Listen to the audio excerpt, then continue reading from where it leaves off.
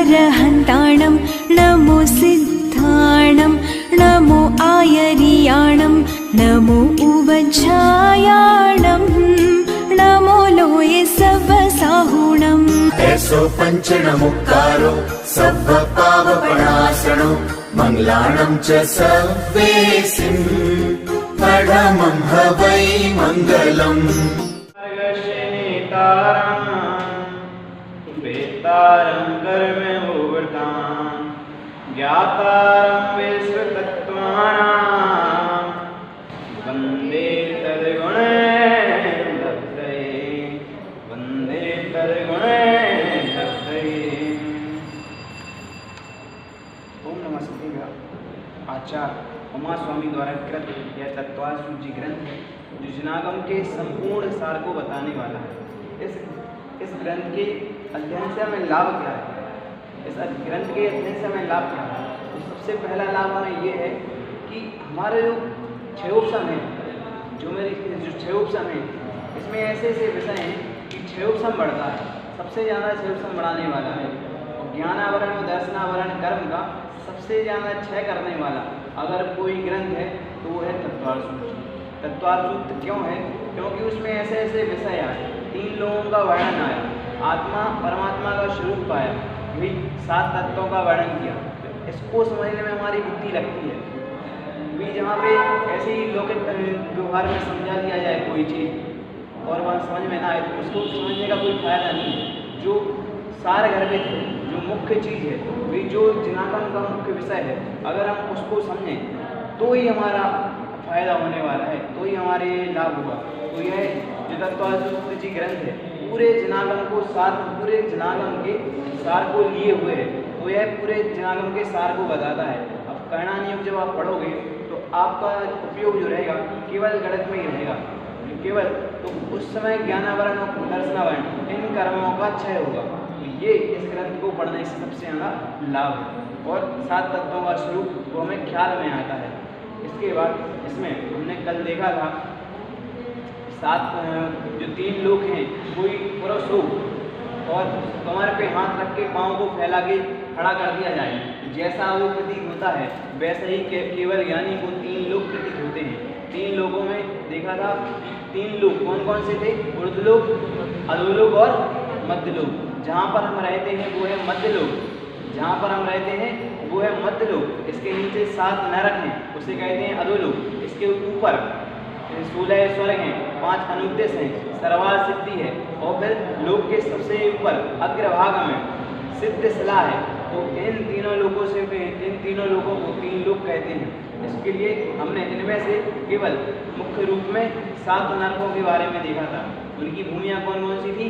रत्न, शर्करा, वालुका, पंख, धूम, तम और महातम। ये नरक की 7 भूमियाँ थी। अब नरक कहते किसे हैं? तो नरकों में कुएं के समान बिल पाए जाते हैं, उन बिलों को ही नरक कहा जाता है। नरक कोई स्थान विशेष का नाम नहीं है। वही जैसे भरत क्षेत्र में ये मध्य लोक में ये भरत क्षेत्र हो गया, भरत क्षेत्र में भी आरखंड हो गया और फिर इससे आगे जाएंगे तो ऐरावत पर्वत मिलेगा, भरत ऐरावत ये मिलेंगे। इस विशेष जगह का नाम वो नहीं है, नरक नहीं है।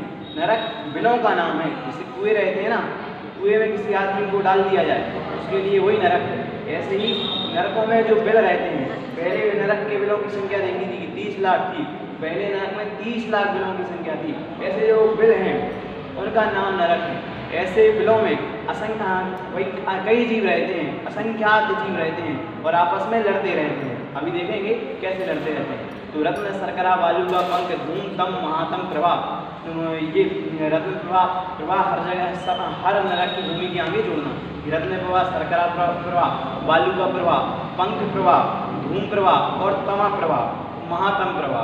अंतिम 7वां नरक है महातम प्रभा। ये 7 नरक हैं, इनके बारे में हमने देखा था।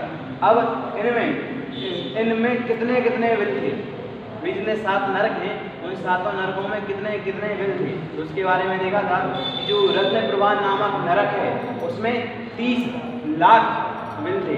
उसके बाद शर्करा प्रभा नामक नरक है उसमें 25 लाख बिल थे।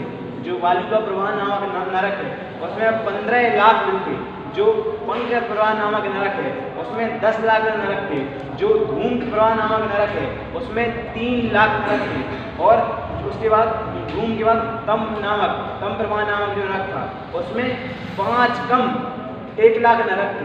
और उसके बाद जो महातम प्रवाह नामक नरक था उसमें 5 कम केवल 5 बिल थे। तो हमने वहाँ पे इसका नरकों में बिलों की संख्या देखी थी। अब उसमें उन नरकों में जो नरक इनके भाग देखे थे कि कितने भाग थे, उनको यहाँ पे हमने देखा था। उसके बाद जो नारकी उन नरकों में रहते हैं तो उनके परिणाम कैसे होते हैं, उस बात को अब हम तीसरे सूत्र के माध्यम से यहाँ पर देखेंगे। वही जो नरक में उनकी भूमियाँ थी, तो प्रत्येक भूमि किसके आधार से टिकी थी? तो बलय होती हैं, बलय। तो उन बलयों के आधार से टिकी थी। बताया था कि घनोदधि बलय, घन बात बलय और तनु बलय, ये 3 प्रकार की बलय थी। इनका स्वरूप देखा था कि ये कैसी कैसी थी, तो इनके आधार से वो भूमियाँ टिकी हुई हैं। अब हम देखेंगे कि जो नरक हैं उनमें जो बिल हैं, उन बिलों के अंदर जो नारकी रह रहे हैं उनके कैसे कैसे परिणाम होते हैं, भाई कैसे परिणामों से वो अपना पूरा जीवन व्यतीत करते हैं और आयु को पूर्ण कर फिर मनुष्य पर्याय धारण करते हैं। कि भाई नरकों के गुणों का वर्णन करते हुए लिखा है दौलतराम जी ने, कहाँ भूमि पर सब तो कसो साज इच्छू जैसे नहीं रसो, कि मात्र वहाँ की भूमि के स्पर्श मात्र से सहस्र 100 बिच्छुओं के 1000 बिच्छुओं के डसने से जितनी पीड़ा होती है उतनी पीड़ा वहाँ की भूमि को स्पर्श करने से होती है। अगर वहाँ की भूमि का एक कण यहाँ पे आ जाए तो कई योजन कई कोसों दूर तक के व्यक्ति मृत्यु को प्राप्त हो जाएं, अकाल मृत्यु को प्राप्त हो जाएं।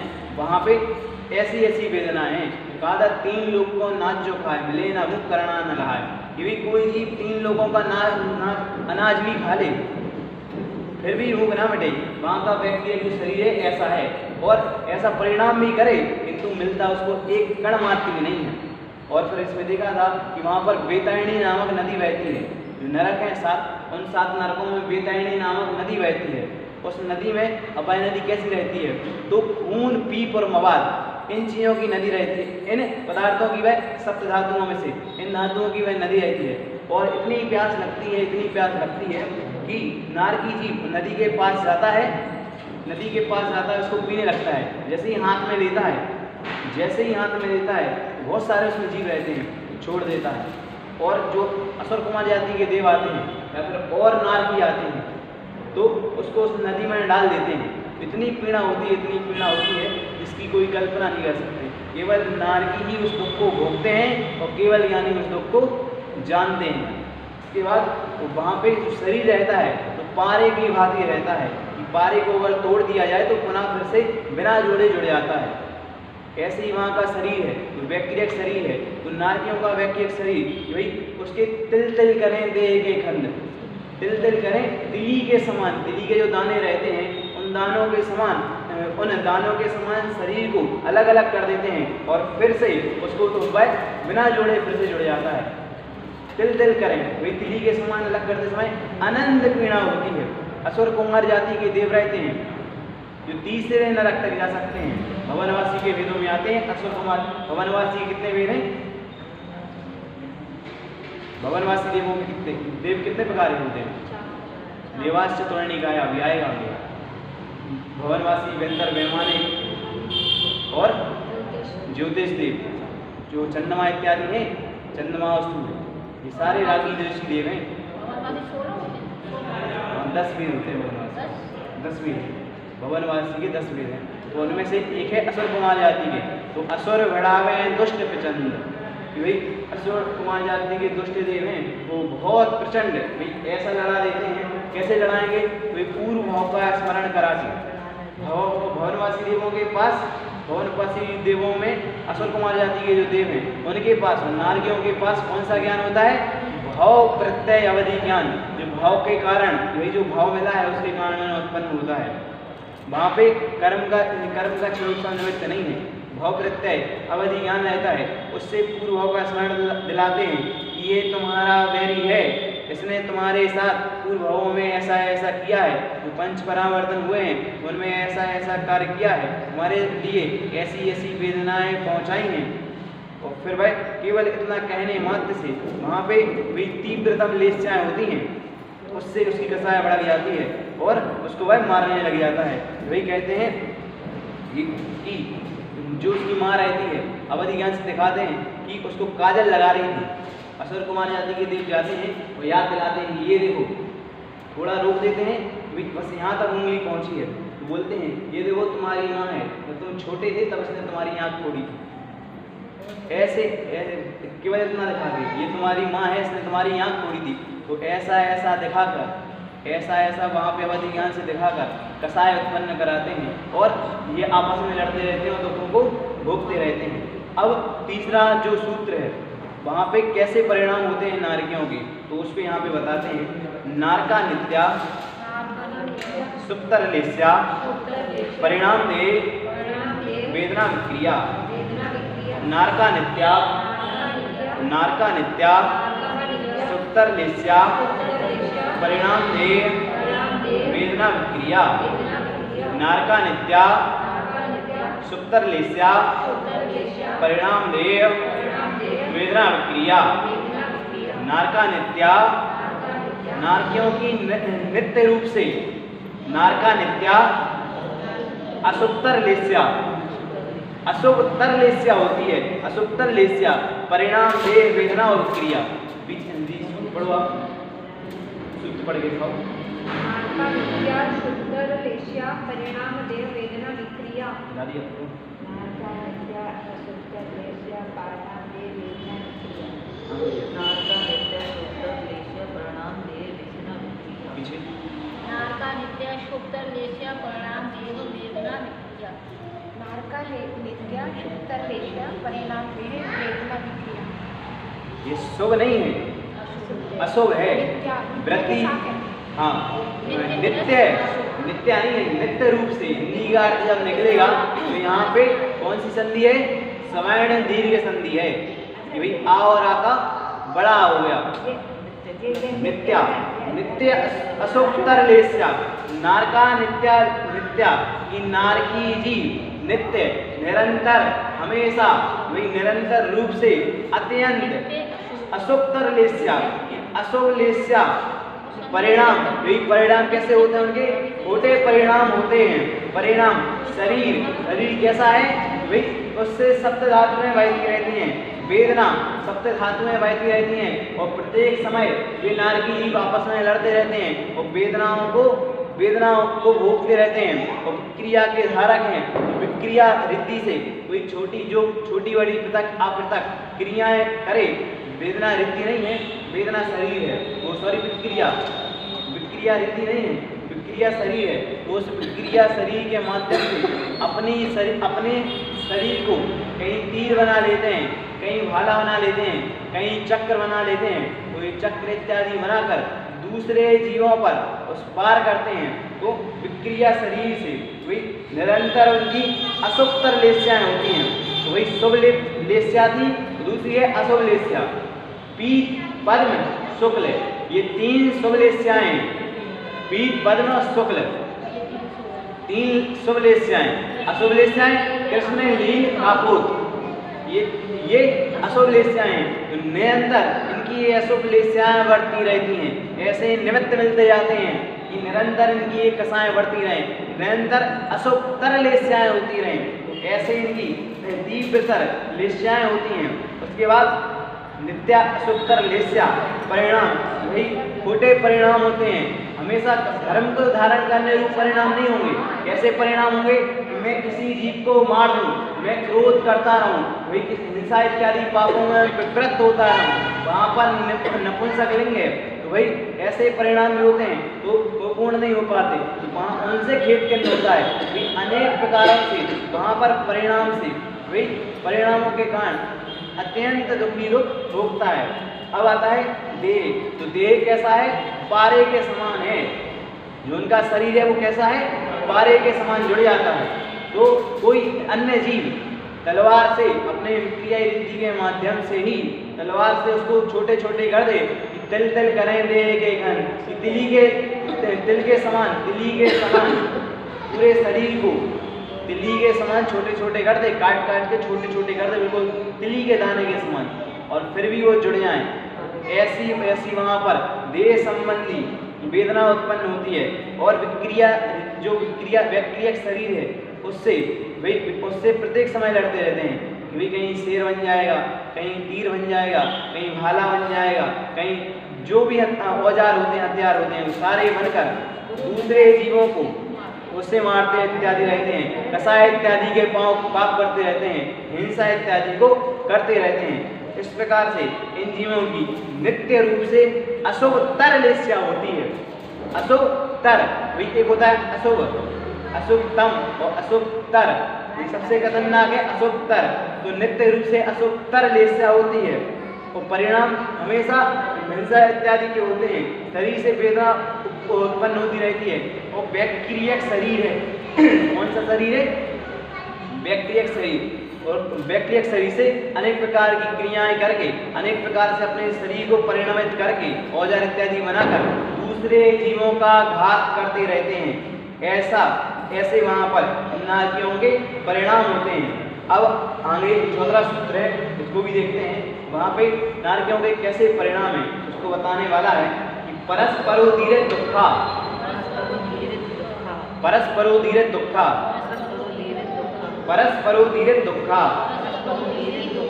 नारकी जीव परस्पर आपस में दुख उत्पन्न करते रहते हैं। भाई परस्पर दुख उत्पन्न करने वाले होते हैं। नारकी जीव परस्पर एक दूसरे से लड़कर दुख उत्पन्न कराते हैं। यदि अगर कोई जीव दुखी होकर वेदनाओं से तड़प तड़प कर एक जगह जाकर बैठ जाता है, तो दूसरा नारकी जीव उसके पास जाते हैं, उसको परेशान करने लगते हैं, इत्यादि प्रकार से क्रियाएं करने लगते हैं। परस्पर एक समय मात्र के लिए भी वहाँ पर सुख का अनुभव नहीं करता। वही सुख की चाय में वह पानी पीने के लिए जाता है, तो वैतरणी नामक नदी में अनंत दुखों को भोगता है। वही छाया में जाता है, वही जो वृक्ष हैं, तो वो वृक्ष कैसे हैं? तलवार के समान। वही उनके पत्ते कैसे हैं? तलवार के समान। एक पत्ता गिरता है और पूरा शरीर छिन्न भिन्न हो जाता है। तो ऐसा वहाँ पर दुख ही दुख उत्पन्न कराते रहते हैं। उनके परिणाम दुख परस्पर आपस में, परस्परोदीरे दुःखा, परस्पर आपस में दुख को उत्पन्न कराने वाले हैं। विक्रिया से स्वशरीर को अस्त्र शस्त्र बनाकर एक दूसरे को काटते मारते रहते हैं। वही चीज बात आ गई यहाँ पे। वही अस्त्र शस्त्र बना के, वहाँ पे अस्त्र शस्त्र है नहीं, किसी ने बनाए नहीं, किसी ने किए नहीं। वे जितने भी औजार हैं विक्रिया रीति के माध्यम से अपने शरीर को उस रूप परिणमित करके, विक्रिया रीति के माध्यम से अपने शरीर को औजार रूप परिणमित करके एक दूसरे को दुख उत्पन्न कराते हैं। परस्परोदीरे दुःखा। पढ़ने में कोई समस्या इसमें? इन दोनों सूत्रों में से कुछ समझना आया हो? बिल्कुल सरल है। पहले तो चलिए इसमें कितने नरक हैं? 7 नरक, उनकी 3 बलें। बस आप सामान्य रूप से इतना ही समझो, 7 नरक हैं उनकी। अब उन्हें बिल कितने हैं? तो कोई पहले में 30 लाख, दूसरे में 25 लाख, तीसरे में 13 लाख, 15 लाख। भाई ऐसे से कमते ऐसे बिल हैं। फिर वहाँ पे बिलों की संख्या होने के बाद कि भाई उसके बाद परिणाम कैसे होते हैं? तो नित्याशुत्र लेस्या परिणाम दे विक्रिया। भाई इस प्रकार से उनके परिणाम होते हैं। और परस्परोदीरे दुःखा, भाई सिर्फ इतने से सूत्र में वहाँ का पूरा वर्णन कर दिया कि वही परस्परोदीरे दुःखा, परस्परोदीरे दुःखा, परस्पर आपस में लड़ते रहते हैं। उसके बाद पांचवा सूत्र है, असुर कुमार जाति के देव जाते हैं, उनको भिड़वाते हैं। तो उसको पढ़ते हैं, संकलिष्टा असुरोदीरित दुःखाश्च प्राच्चतुर्व्या। संकलिष्टा असुरोदीरित दुःखाश्च प्राच्चतुर्व्या।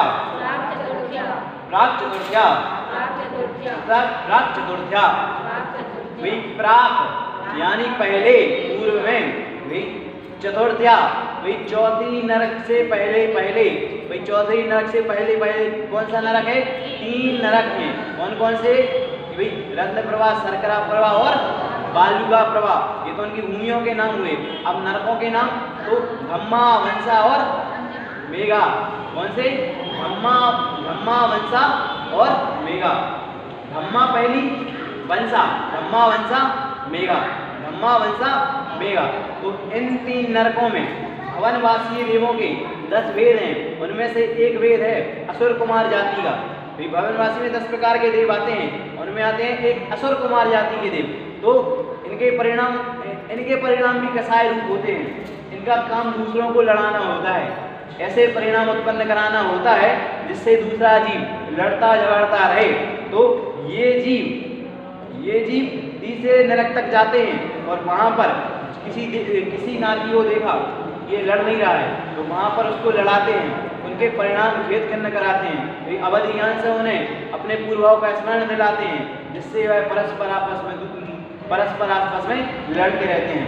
संक्लिष्ट परिणामों वाले कि भाई संक्लिष्टा असुर कुमार जाति पर देवों के परिणाम कैसे होते हैं? संक्लिष्ट होते हैं, क्लेशवान होते हैं, क्लेशवान होते हैं, कसायों से सहित होते हैं। खुद तो कसायों से सहित नहीं, दूसरों को भी जो कसाय उत्पन्न कराए, ऐसे असुर कुमार जाति देवों के परिणाम हैं। और ऐसे असुरोदीरित दुखा, ये दुख वाले भाई ये वहाँ पर जाते हैं, तीसरे नरक तक जाते हैं। तीसरे नरक तक जाकर परस्पर आपस में उन नारकियों को लड़ाते हैं, अवधि ज्ञान से पूर्वों का स्मरण कराते हैं और उससे वो निरंतर लड़ते रहते हैं। अर्थात तीसरे नरक तक ये नारकी परस्पर दिए गए दुखों के अलावा भी परस्पर दिए गए आपस में तो लड़ ही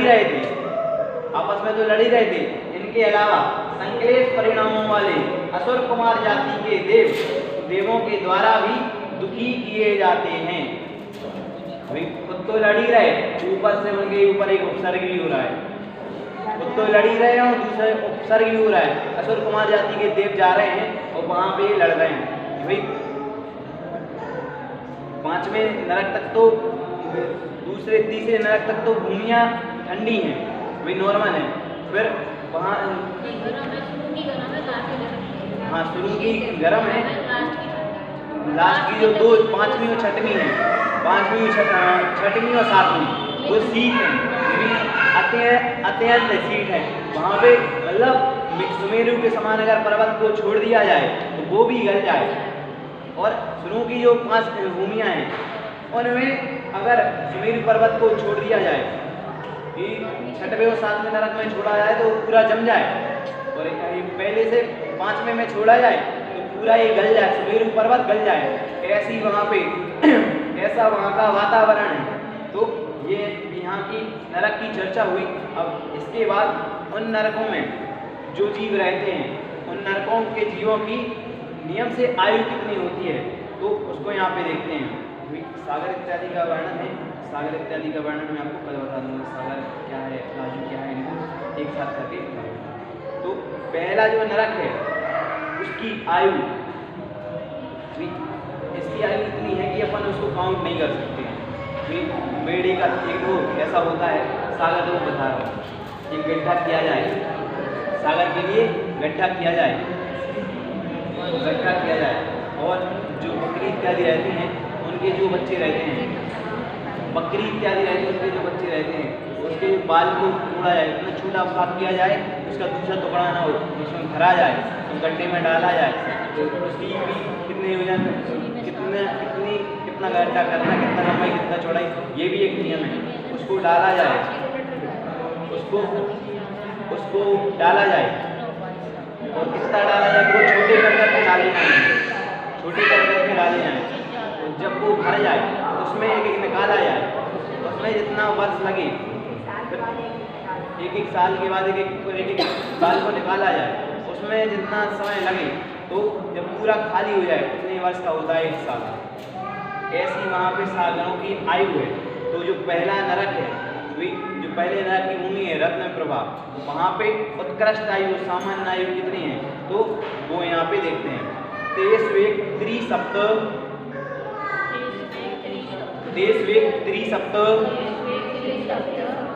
10 सप्तदश द्वाविंशति 33 सागरोपमा सत्वानां परास्थिति तेषु एक त्रिसप्त दशसप्त दश द्वाविंशति त्रयस्त्रिंशत् सागरोपमा सत्त्वानां परास्थिति तेषु एक त्रिसप्तदश सप्तदश द्वाविंशति त्रयस्त्रिंशत् सागरोपमा सत्त्वानां परास्थिति परास्थिति परास्थिति उन नरकों की तेषु एक की तेषु सप्तमी विभक्ति है यहाँ पे तेषु उन नरकों की उत्कृष्ट आयु कितनी है उसको यहाँ पे बताते हैं।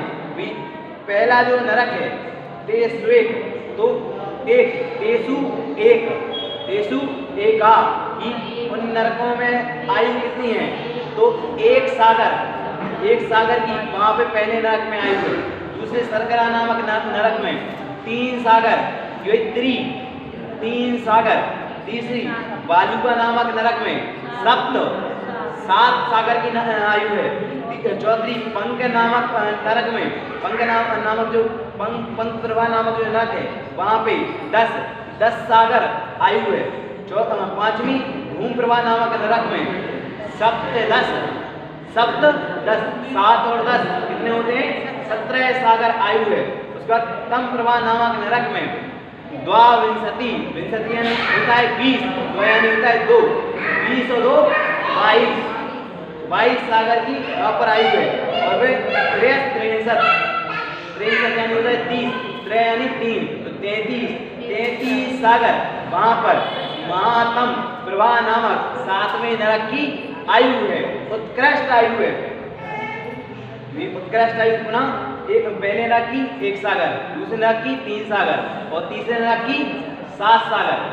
1 3 7 पहले नरक की 1 सागर, पहले की 10 है, दूसरे की 1 सागर। जगन आयु उत्कृष्ट आयु के हिसाब से उत्कृष्ट पढ़ रहे हैं, उत्कृष्ट पढ़ रहे हैं।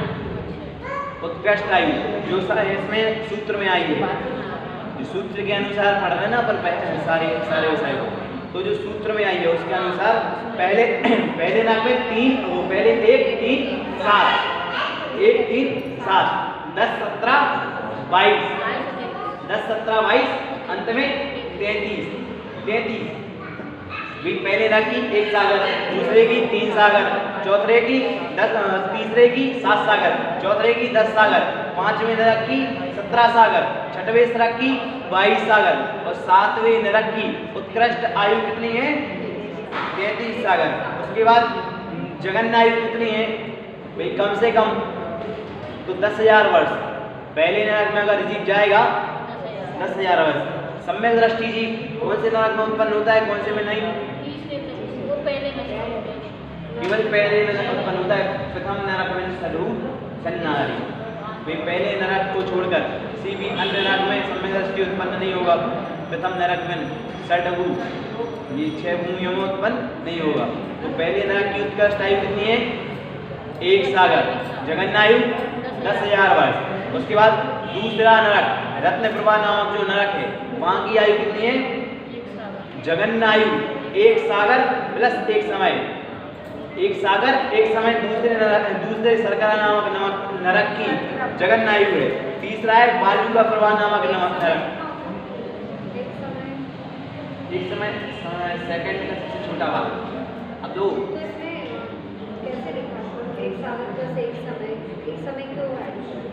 एक समय वहाँ की आयु होगी ना, पहले 1 समय 1 सागर था, अभी केवल ज्ञान गम्य विषय है गणनानियों का, तो परंपरा से चला है। मुनियों ने ध्वनि में सुना होगा, वैसा वहाँ पे फिर वर्णन आया। जो गणनानि युग का जितना वर्णन है, देखो समय के असंख्यात वेद हैं। अंदर वो 1 समय का भी होता है, 48 मिनट का भी होता है, और भी उसके वेद हैं यंत्र के। ऐसे ही समय की अपेक्षा से लिया यहाँ पे कई अपन ने पिछले पढ़ा था, पिछले जो आया था वहाँ पे समय का वर्णन, समय का असंख्यात भाग।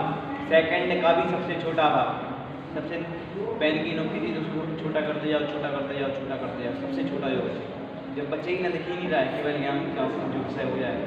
तो वो समय हो गया।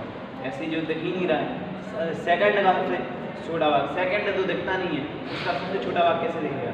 तो पहले नरक की जगन्नायु, पहले रत्न प्रभा नामक नरक की जगन्नायु 10,000 वर्ष प्लस एक समय, 10,000 वर्ष एक समय। दूसरे नरक की जगन्नायु 1,000 एक सागर, अब एक सागर एक समय। उत्कृष्ट आयु कितनी थी? 3 सागर। जगन्नायु एक सागर एक समय। चौथा तीसरी बालुका प्रभा नामक नरक की आयु तो 3 सागर एक समय, 3 सागर एक समय। उत्कृष्ट आयु 7 सागर। उसके बाद पंख प्रभा नामक नरक की आयु जगन्नायु 7 सागर प्लस एक समय। उत्कृष्ट आयु 10 सागर। धूम प्रभा नामक नरक की उत्कृष्ट आयु और जगन्नायु, तो जगन्नायु है 10 सागर प्लस एक समय और उत्कृष्ट आयु 17 सागर। इसके बाद तम प्रभा नामक नरक की जगन्नायु 17 सागर प्लस एक समय और उत्कृष्ट आयु 22 सागर। महातम प्रभा नामक नरक की जगन्नायु 22 सागर प्लस एक समय है, उत्कृष्ट आयु है 33 सागर। जगन्नायु 22 सागर प्लस एक समय, उत्कृष्ट आयु 33 सागर। याद हो गए?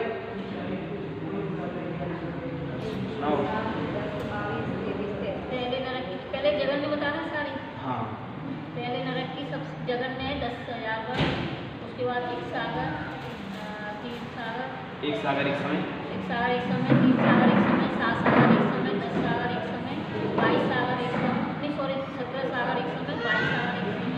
बहुत बढ़िया। उत्कृष्ट आयु, उत्कृष्ट आयु पहले नरक की 1 सागर, दूसरे की 3 सागर, तीसरे की 7 सागर, चौथे की 10 सागर, पांचवे की 17 सागर, छठवीं की 22 सागर और सातवीं की 33 सागर। सबसे ज्यादा उत्कृष्ट आयु 7वें नरक की 33 सागर। सबसे ज्यादा तो कौन से नरक में? 6वें और 7वें में। आपको याद हो गया ना? उत्कृष्ट आयु एक सागर 3, 7, 10, 22, 23 और 33। पहले नरक की आयु पहले नरक की 1 सागर, दूसरे की 3 सागर, तीसरे की 10 सागर। पहले नरक की 1 सागर, दूसरे नरक की 3 सागर, तीसरे नरक की 7 सागर, चौथे नरक की 10 सागर, पांचवें नरक की 17, छठे नरक की 22 सागर और सातवें नरक की 33 सागर। बहुत बढ़िया। आपको आप सुनाओ। 3 हो गया। पहले नरक की 1 सागर, दूसरे नरक की 3 सागर, तीसरे नरक की 7 सागर, चौथे नरक की 17 सागर, 10 सागर, पाँचवें नरक की 17 सागर और छठवें नरक की 22 सागर, 33 सागर। ये मत सोचा करो तुम याद नहीं, अच्छे से याद नहीं आता। एक बार और पढ़ लोगे लास्ट में अपने आप याद हो जाएगा। उसके बाद अब पीछे आंटी जी आप सुनाओ। आपको याद हो गया? चलो ठीक है, पढ़ सकते हो वो बढ़िया। इसके बाद आता है मध्यलोक का, कि इन 3 मध्यलोक का वर्णन। इन 7 नरकों के ऊपर क्या है? 7 नरकों के ऊपर एक मध्यलोक है जो बिल्कुल तीनों लोगों के बीच तीनों लोगों के बिल्कुल बीच में है, जस्ट बीच में। 7 राजू ऊपर, 7 राजू नीचे, 7 राजू ऊपर, 16 स्वर्ग, 5 अनुदेश और सर्वासिद्धि। 7 राजू नीचे, 7 नरक और ऐसे इन राजुओं के बीच में एक राजू का मध्यलोक है। अब इसको पढ़ते हैं। जम्बूद्वीप लबड़ो दादय, शुभ नामानो द्वीप समुद्रा। जम्बूद्वीप लबड़ो दादय,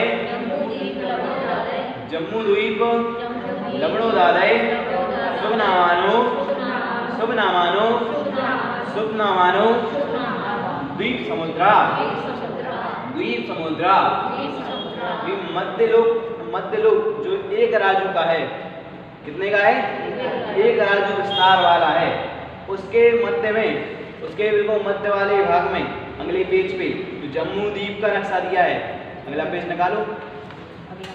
मध्यलोक जो ध्यान में आ रहा है ना 3 लोकों में, उसके बिल्कुल बीचों बीच यह जम्बूद्वीप थाली के आकार के समान है, थाली के आकार के समान। और इस थाली के आकार के चारों ओर उस जम्बूद्वीप को कौन सा समुद्र घेरे हुए है? लवणो दादय, लवण समुद्र घेरे हुए है।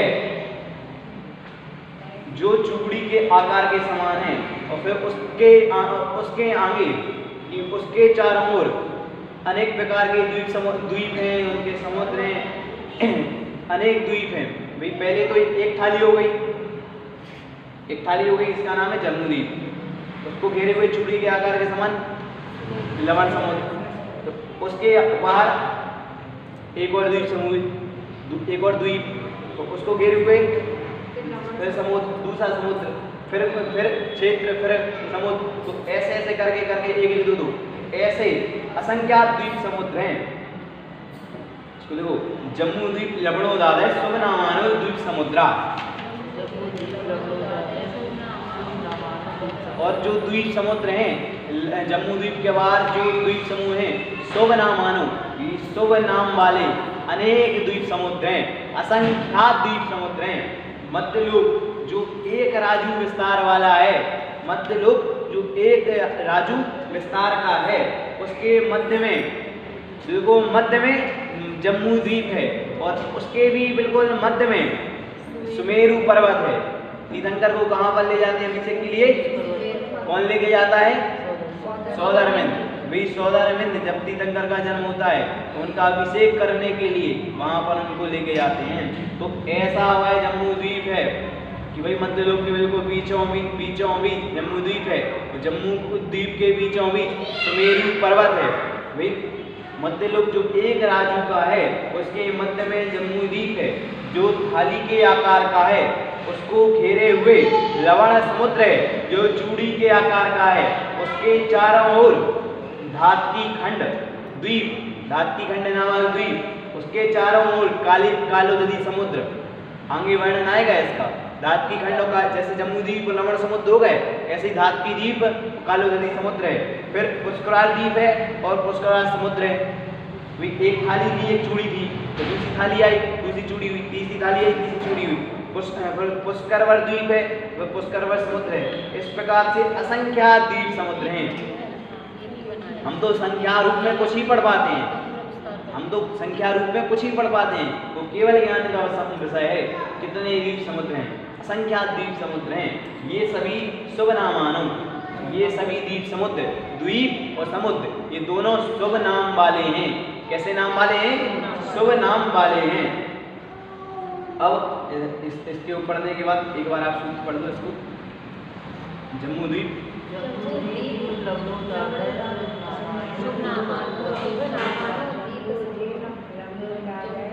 कोई पढ़ने में समस्या? अब ये दूने विस्तार वाले हैं। इसका जितना विस्तार जम्बूद्वीप का है, उससे दोगुना विस्तार धात्की खंड का है। धात्की खंड के बाद उसमें जितना विस्तार कालोदधी समुद्र का, जितना विस्तार लवण समुद्र का है, उससे दुगना विस्तार कालोदधी समुद्र का है। तो ये दूने विस्तार वाले हैं। तो द्वि विस्कंबा, पूर्व परिक्षेपणों बलयाकृत्या। भाई ये दूने विस्तार वाले हैं। जम्बूद्वीप से बाहर, लवण समुद्र से बाहर जितने द्वीप हैं, वो जम्बूद्वीप से दूने विस्तार वाले हैं। जम्बूद्वीप से दूना धात्की खंड और धात्की खंड से दूना पुष्कर। जम्बूद्वीप से दूना कितना? जम्बूद्वीप से दूना हुआ धात्की खंड, लवण समुद्र से दूना हुआ कालोदधी समुद्र। ऐसे ही करते जाना, ऐसे लगाते जाना। तो जम्बूद्वीप कितना है? 1 लाख योजन का। 2 लाख का होगा। उसके बाद अगर जम्बूद्वीप 1 लाख योजन का है, तो धात्की खंड 2 लाख योजन का हो जाएगा। लवण समुद्र 2 लाख योजन का है, तो कालोदधी समुद्र 4 लाख योजन का हो जाएगा। ऐसे दूने विस्कंभो विस्कंभा जो विस्तार वाला है, कैसे? दूने विस्तार वाला है। पहले को घेरे हुए है, पहले को जम्बूद्वीप को कौन घेरे हुए? धात्की खंड। भाई कौन घेरे हुए है? धात्की खंड द्वीप, जो उसको घेरे हुए है। तो धात्की खंड द्वीप जम्बूद्वीप से दूने विस्तार वाला है। कालोदधी समुद्र जो लवण समुद्र है ना, इसमें इस तरह दिया जम्बूद्वीप से डबल है लवण समुद्र, और लवण समुद्र का डबल है धात्की खंड। 4 लाख हो जाए। जम्मू द्वीप के बाद के सभी द्वीप समुद्र अपने पिछले द्वीप और समुद्र को चारों ओर से घेरे हुए हैं और पिछले वाले से दूने विस्तार वाले हैं तथा चूनी के आकार की आकृति के समान है। जम्मू द्वीप का 1 लाख किलोमीटर का, लवण समुद्र 2 लाख किलोमीटर का, जम्मू भारतीय खंड द्वीप का 4 लाख किलोमीटर का, आलोदरी समुद्र का द्वीप विश्रम्मा। अगर जम्मू द्वीप है 1 लाख किलोमीटर का, तो लवण समुद्र होगा 2 लाख किलोमीटर का, लवण समुद्र 2 लाख किलोमीटर का है, भारतीय खंड 4 लाख किलोमीटर का, भारतीय खंड 4 लाख किलोमीटर का है, काली नदी समुद्र 8 लाख किलोमीटर का। सीधा ऐसा दूने दूने बढ़ते जा रहे हैं। जितने ऐसे असंख्यात द्वीप समुद्र हैं, ऐसे असंख्यात समुद्र द्वीप समुद्र बढ़ते इनकी संख्याएं बढ़ती जाती हैं, इनका विस्तार बढ़ता जाता है। इसको बढ़ते हैं। इसके बाद इनमें बताते हैं, इसको अपन कल देख लेंगे या आज ही देखेंगे। तन्मध्ये मेरु नावे वृत्तो योजन सत्शास्त्र विश्वम्भो जम्बूद्वीपा। तन्मध्ये मेरु नावे वृत्तो योजन सत्शास्त्र विश्वम्भो जम्बूद्वीपा। पीछे पढ़ो आप।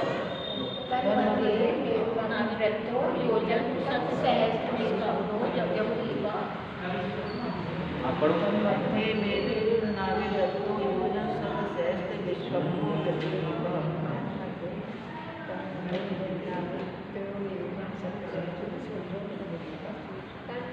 मेरु नाभि वृत्तो योजन शत सहस्र विश्वकंभो जम्बूद्वीप।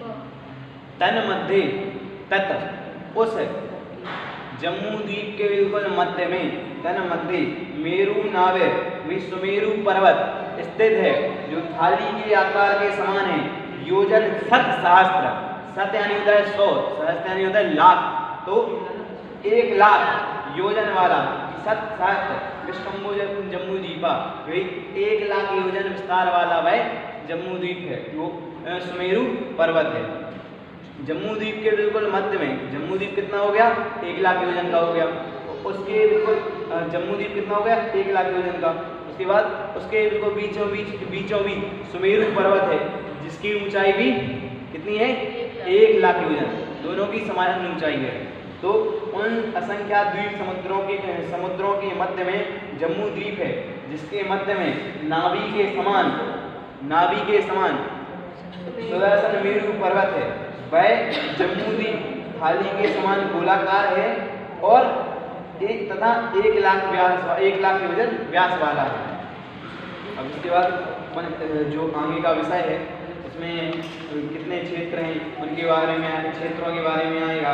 क्षेत्र कैसे हैं, कैसे कैसे दिखते हैं, उनके बारे में आएगा। जितना पढ़ते जाएंगे उतना इंटरेस्ट आता जाएगा, उतना रोचक होता जाएगा। और अगर इसको रुचि से पढ़ेंगे तो दिमाग में स्थायी होता जाएगा और ये समझ में आता जाएगा। तो उसके बाद आप पढ़ोगे ना, जल शुद्धि करते समय गंगा सिंधु रोहित सार श्रीकांत सीता सीता नारी कांता, तो ये याद आएंगे कि हमें 16 जो नदियाँ हैं उनका ये जल इसमें कल्पना करना है, शुद्धि करने के लिए। ये सारी चीज़ें फिर वहाँ पे समझ में आएगा। वही जम्मू द्वीप पे बर्फ क्षेत्र यादे गाजियाबाद, उत्तर प्रदेश से गाजियाबादी नामी नगरे, वही ओम शिवंतम भगवंतम के पास पढ़ते जब बोलते हैं, तो ये सारी चीज़ें तो यहाँ से क्लियर हुई क्यों बोलते हैं। तो आप उसके बाद एक योजन 6400 किलोमीटर। कौन? एक योजन 6400 किलोमीटर। इसमें हाँ 64 योजन इनका तो दिया है। एक योजन मैंने 4 किलोमीटर का। एक योजन कितने का? 2000 कोस का है। 2000 कोस का होता है। किलोमीटर का? हाँ, तो उसको किलोमीटर निकाल के दिया, कोस में किलोमीटर निकाल के दिया। कितने पेज पे? 53 पेज पे 2000 कोस का होता है। एक योजन होता है 2000 कोस का। 6400 पीछे पेज पे लिखा हुआ है। और एक कोस होता है 1 किलोमीटर। 1 किलोमीटर में कुछ मीटर जाना होता है। एक कोस 2 मील का होता है और 1 मील होता है 1 किलोमीटर 0.6 मिलीमीटर। ऐसे होता है, इसको अपन कर लेते हैं। दर्शनं देवदेवस्य दर्शनं पापनाशनम् दर्शनं स्वर्गसोपानम्